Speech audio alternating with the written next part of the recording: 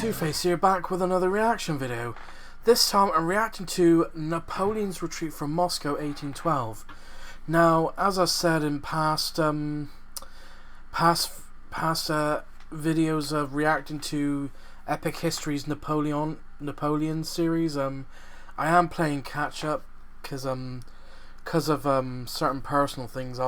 My reactions have slowed down a bit, so it'll be interesting to see what happens, because I think this is where it all goes complete, where it turns, sorry, I can't speak, where it becomes a catastrophe on Napoleon's campaign in Russia. So, and bearing in mind, he still hasn't finished the Peninsula War in the Iberian Peninsula, which, for those who don't know, is Spain and Portugal. That's the Iberian Peninsula, where his overstretched army in Spain and Portugal are facing a guerrilla war.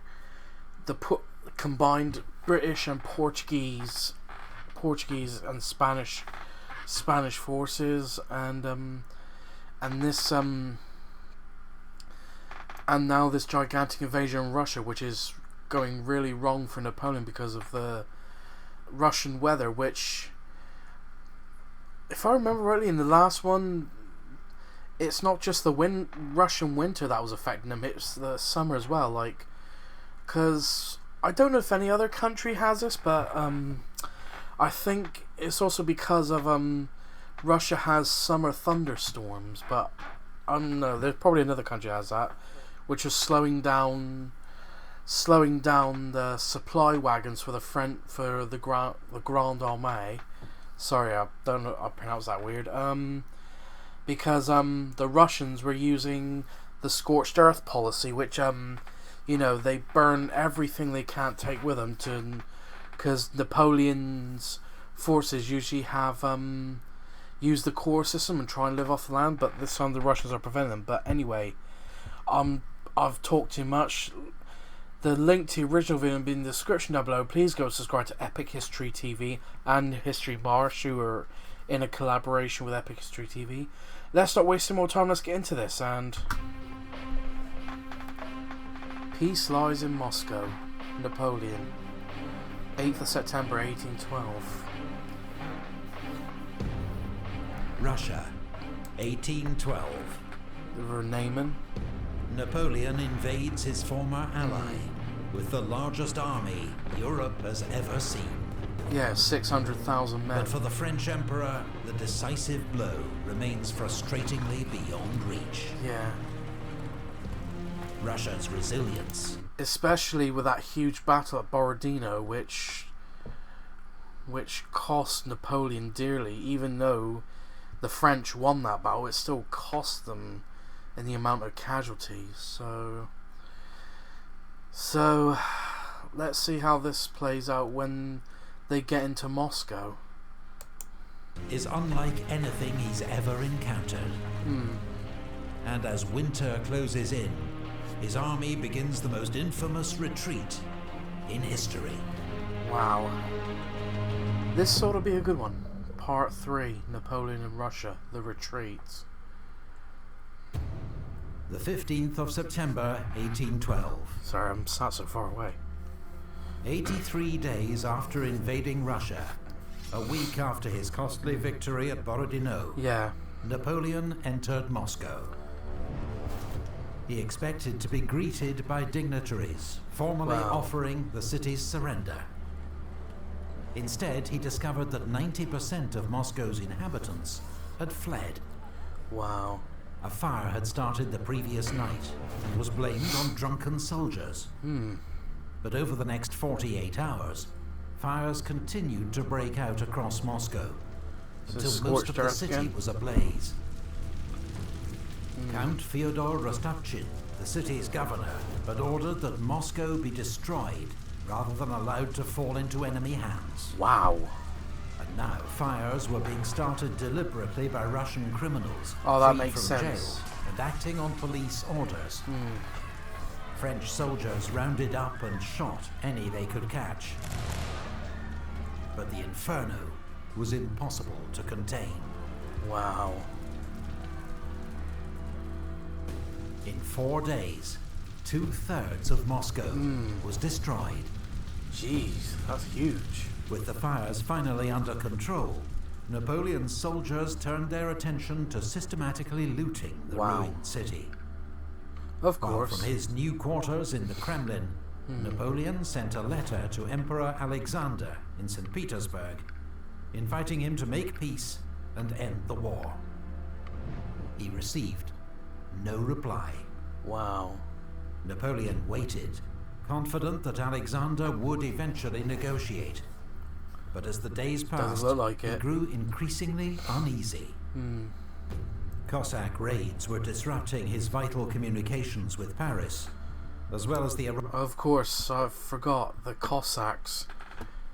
They target the weaker parts, and then they disappear into the forests and the countryside when attacked by a stronger force.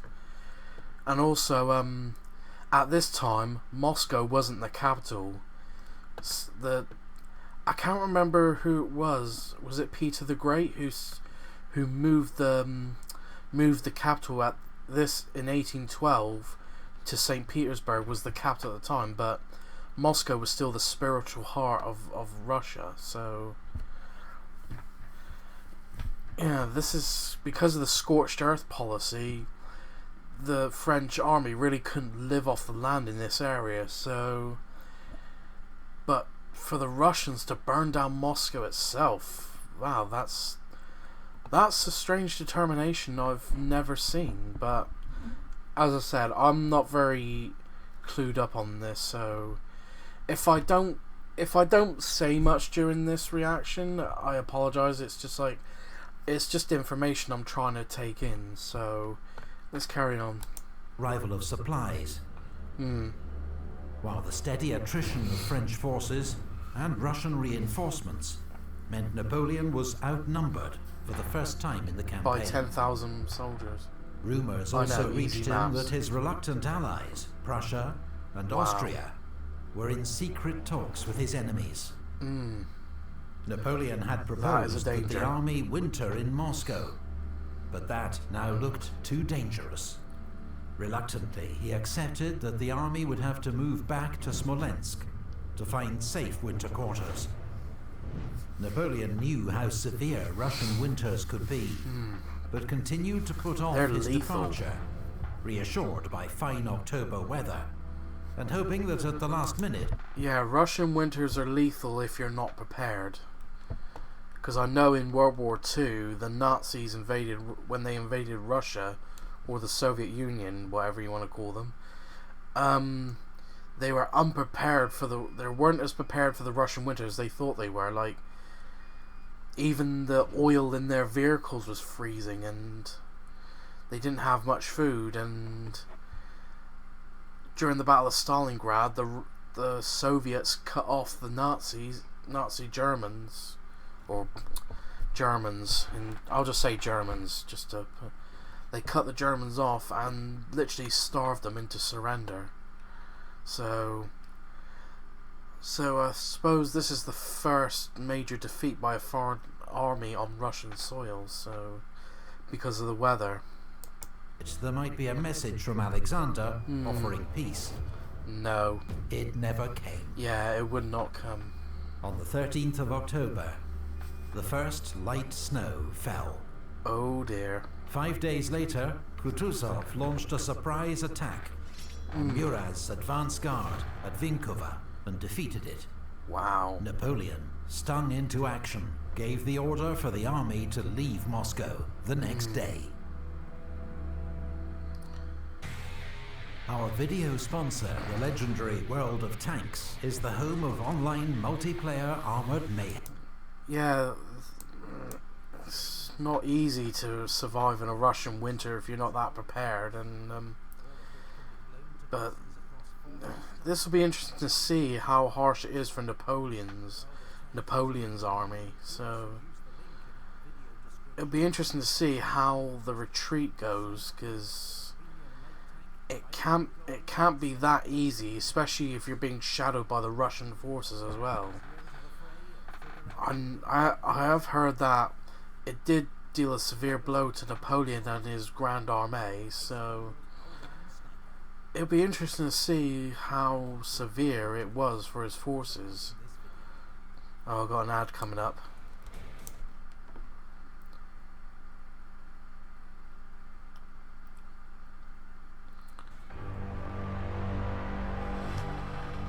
Now is the moment my campaign begins. Emperor Alexander of Russia. Wow. 100,000 men of the Grande Armée left Moscow in a column 10 miles long, with an estimated 40,000 carriages and carts. There were women and children too, army wives and the vivandières, the women who cooked for the soldiers, as well as some civilians. Every wagon and pack was stuffed with as much food and loot as possible. Should have left that behind, but... As he set off, Sergeant Bourgogne of the Imperial Guard made an inventory of his pack.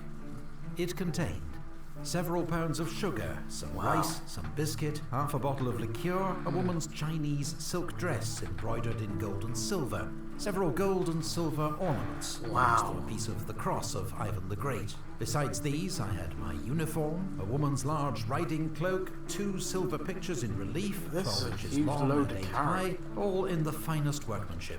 Also several lockets and a Russian prince's spittoon set with precious stones. Which is a sword. I wore over my shirt a yellow silk waistcoat, which I had made myself out of a woman's skirt. Over that, a large cape lined with ermine and a large pouch. Sorry, I just realised my mistake. A spittoon is not a sword. It's basically a spit bucket. A fancy name for a spit bucket. Sorry, I'm such an idiot. Hung at my side by a silver cord. This was full of various things, amongst them a crucifix in gold and silver, and a little Chinese porcelain vase. Wow. Then there were my firearms, powder flask, and 60 cartridges in the box. This heavily encumbered I was about to say, I dread to think how much pressure that must put on someone, because you got to carry all your military equipment, your military gear and all that. Then you hear the infantry of that guy's infantry list. It's... Hang on, let me just wind back. Yeah. Imagine carrying all this as well as your normal military gear. Military and survival gear. And that's just from one soldier. Wow, it's amazing what these soldiers like to carry. In the box. This heavily encumbered army did not yet realize it was in a race against time. The Russians were beginning to move against the flanks of Napoleon's 550-mile deep salient. That very day, Wittgenstein's army was driving back Marshal Saint-Cyr's outnumbered force at Polotsk. Wow. And drawing Victor's 9th Corps west to support them.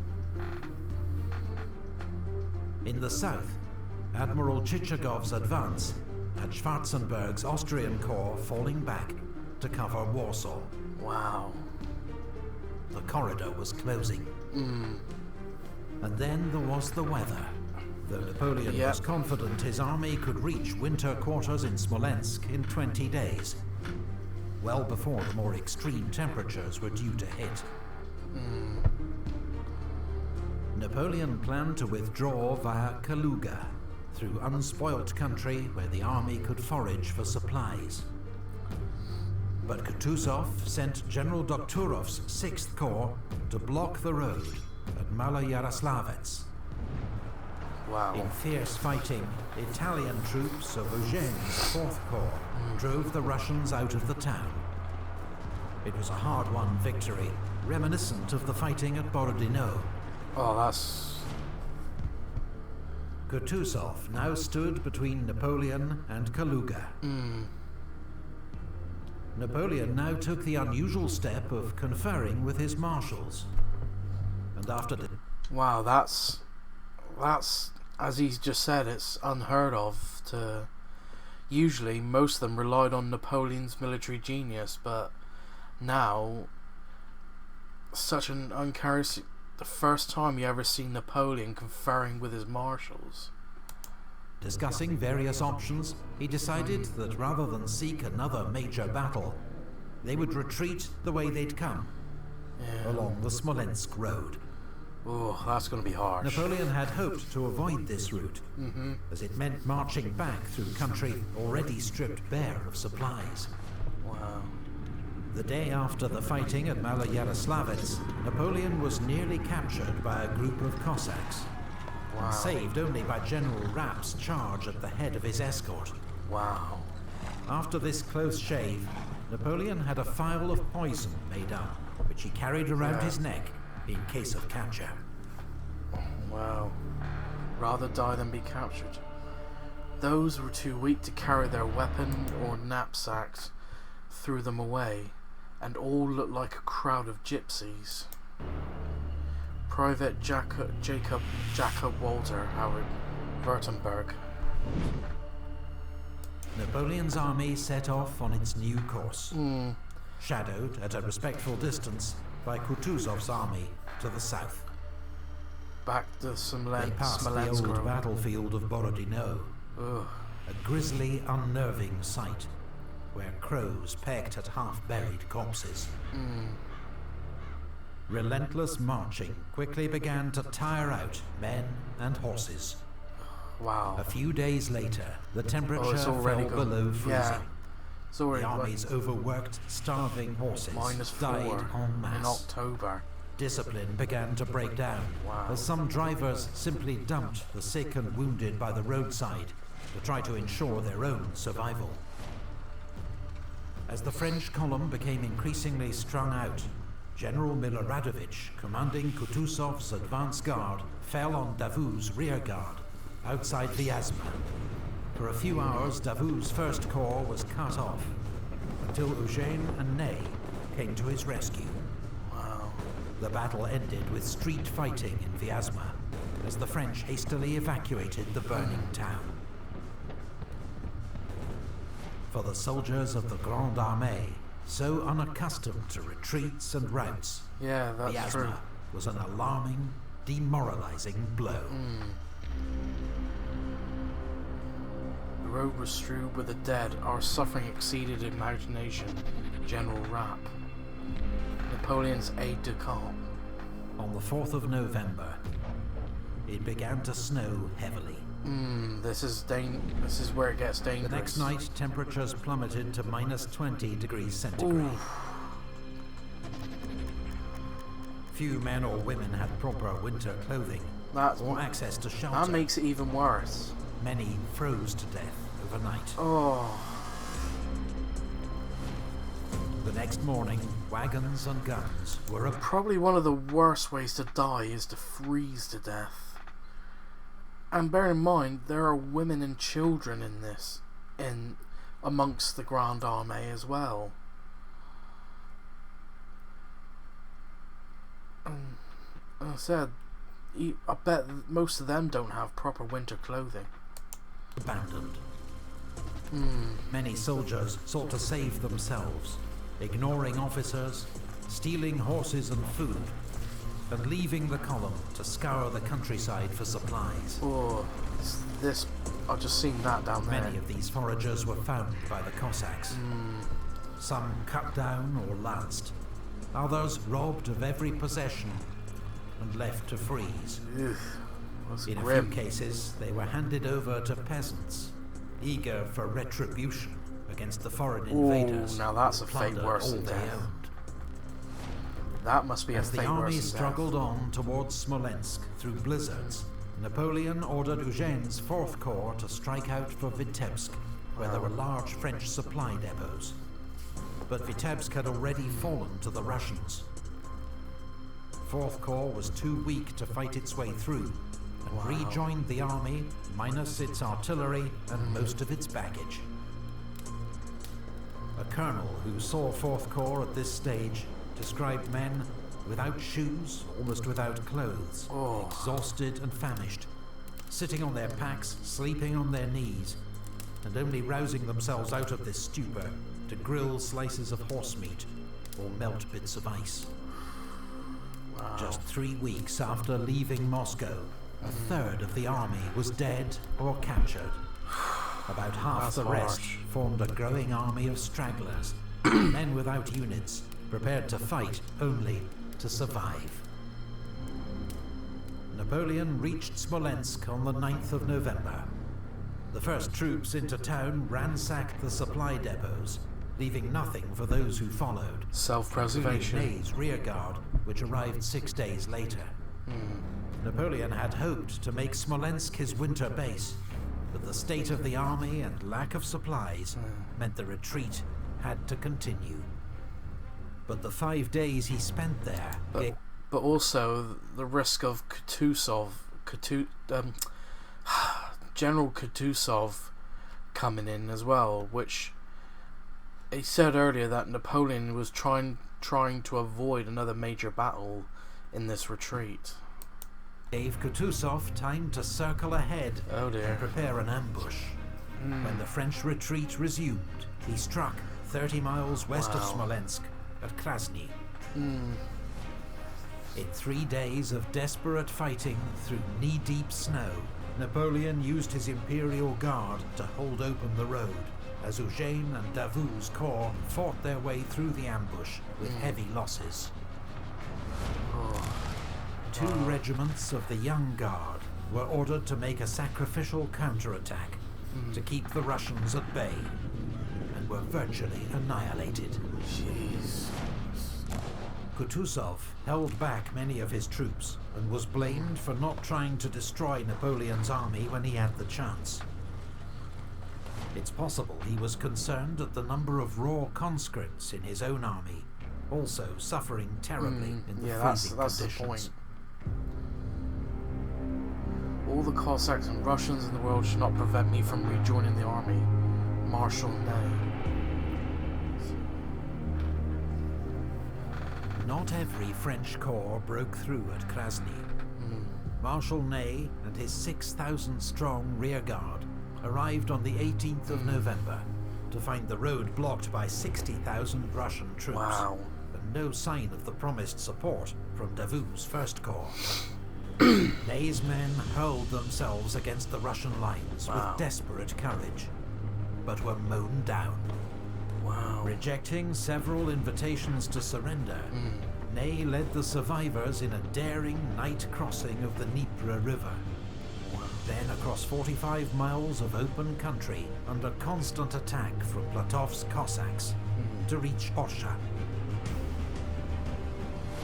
By the time Ney rejoined the army, his rearguard was down to just 800 fighting men, leading a column of several thousand stragglers.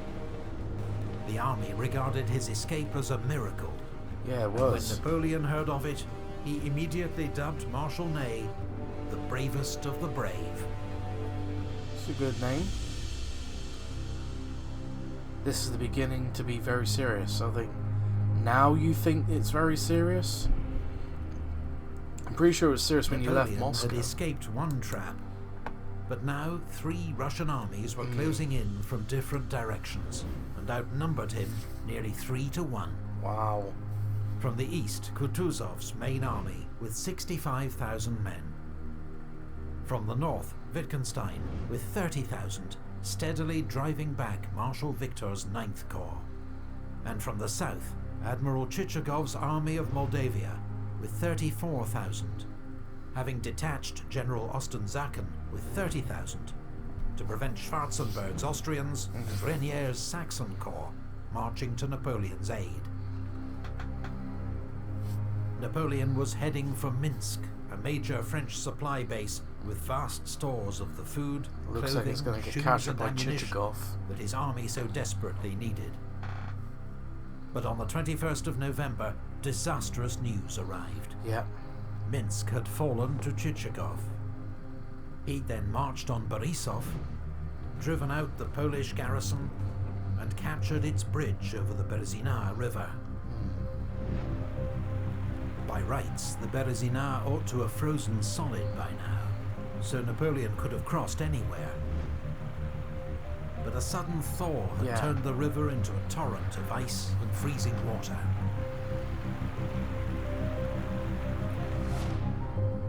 Napoleon was at least joined by the hard-fighting Marshal Oudinot and his Second Corps, which hadn't suffered as badly as the main column on its retreat from Polotsk.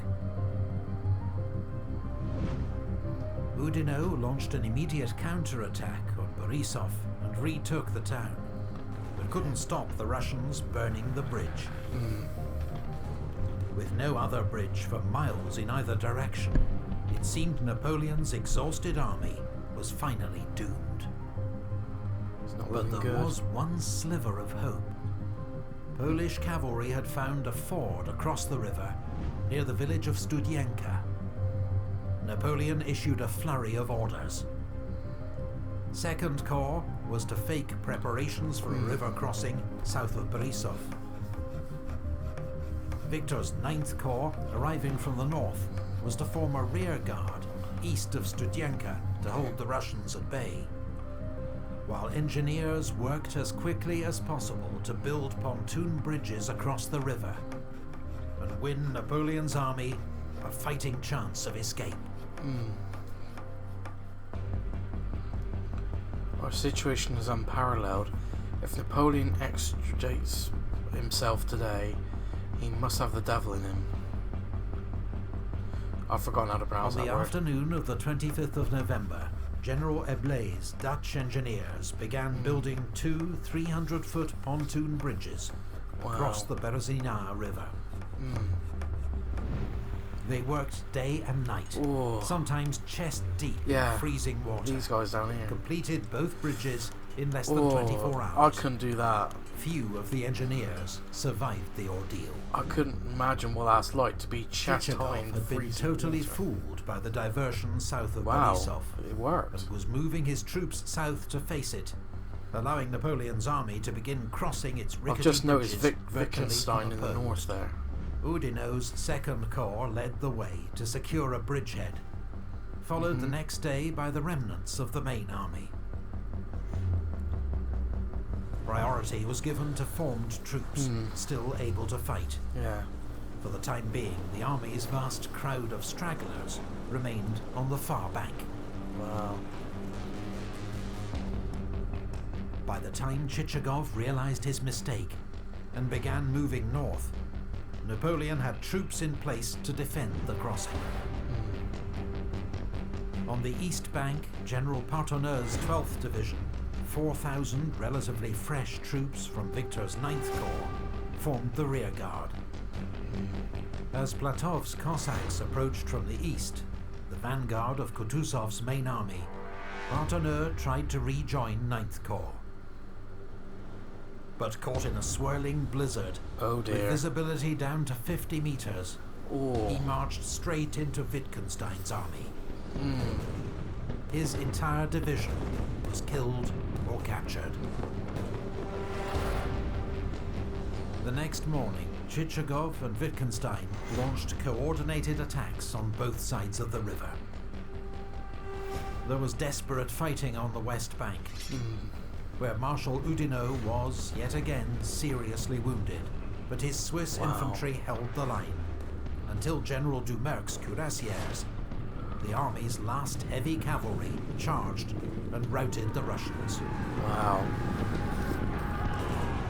At great cost, Polish and German troops of Victor's rearguard held off the Russians until dark, then pulled back across the bridges.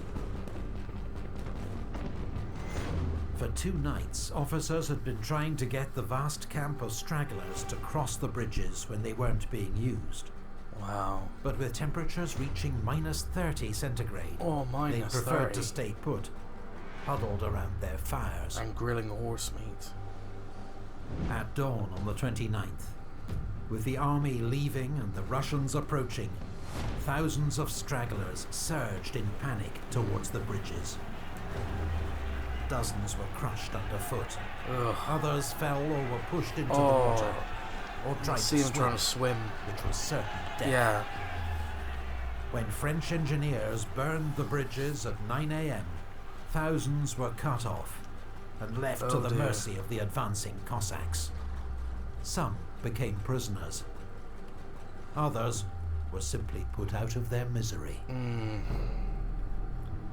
Oh, that's a grim image. What appalling misery, what a multitude have perished in this retreat. Oh, that's a grim image there. Just looking at all that. Just freezing to death with literally naked and freezing to death in temperatures -30. Friends wrote a lifeguard. Since the retreat began 43 days earlier, the Grande Armée had marched nearly 500 miles. Wow. Under constant attack, starved, exhausted, and for the last 23 days, in lethal sub-zero temperatures, without proper clothing or shelter. That made it even worse. In that time, the fighting strength of the Grande Armée had been reduced from around 124,000 men to 20,000. Oh my God. With as many stragglers still following the army. As the retreat continued to Vilna, the weather turned even worse. Temperatures falling to -37 degrees centigrade. That's definitely worse. The Russian armies at least now held back, leaving the winter, Cossacks and Russian peasants to finish off the invaders. On the 5th of December, Napoleon left the army. He left? Travelling incognito across Europe at breakneck speed. And reaching Paris in just 13 days. Wow, that's quick for that distance. Naturally, English satirists capitalized on they would Napoleon at some seeming point to abandon his defeated army. And many soldiers did regard it as an act of betrayal. But his generals supported his decision to leave.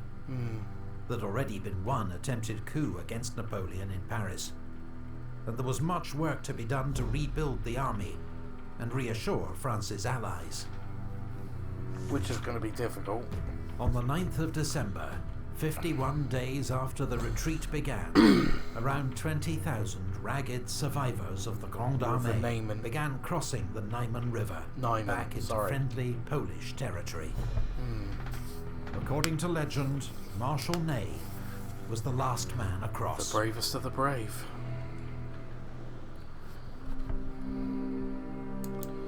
Second and Third Corps no more than a memory. The latter only 60 men. Wow. Napoleon's invasion of Russia had proved to be one of the greatest military disasters in history. Yeah, because you can imagine roughly 600,000 soldiers go into Russia. That's if you don't include the civilians who cook for the soldiers and the women and children amongst the army, and now reduced to like what, 20,000.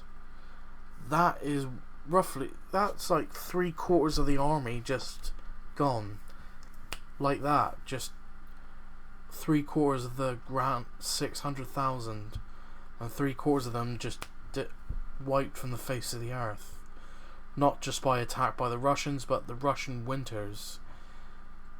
Almost, it's like you're going like -37 degrees C, and of course, as the narrator just said, without proper winter clothes, that is pretty much lethal to most people who are not. If you're not prepared for that sort of winter, that is just lethal. And it's nothing more grisly than someone being frozen to death. Well, I could be wrong. He had made fatal miscalculations about geography, logistics, and above all, Russia's political and strategic response to his invasion. These blunders cost his empire around 500,000 men, as well as 250,000 horses and 1,000 cannon. Put another way, of every 12 men who marched into Russia with the Grande Armée, one was killed in action or died of wounds. Wow. 2 were taken prisoner, one of whom died in captivity. 7 died from disease or the effects of climate. Wow. Just 2 returned alive. 2 out of 12. That is horrendous. Contrary to myth, many more soldiers had died in the summer advance from heat, typhus and dysentery than were lost in the winter retreat. Wow. Russian military casualties were estimated at 150,000, and a huge but unknown number of civilian deaths. The Russian campaign was a catastrophe for Napoleon. Not just in lost troops and resources, but in damage to prestige and reputation. That winter, all his enemies sensed weakness and prepared to join forces against him. But the Emperor wasn't going down without a fight. I can imagine. Back in Paris, he admitted to his ministers, "Fortune has dazzled me, gentlemen. I've let it lead me astray. Instead of following my plan, I went to Moscow. I thought I'd make peace there. I stayed too long. Yep. I've made a grave mistake, but I'll have the means to repair it." That'll be interesting to see. Thank you to all the... And there we have it. That was another interesting video, and it was like borderline. It was borderline like a horror movie for Napoleon. Just started off with like over 500,000, and then just less than 20,000 return. So it'll be interesting to see. Whoops, sorry, nearly knocked my microphone over. It'll be interesting to see how much of this fighting retreat will take place, and how he's willing to try and rebuild the army. So that'll be in the next few episodes that I'll catch up on. So if you like this reaction, please like, comment and subscribe, and I'll see you in the next one.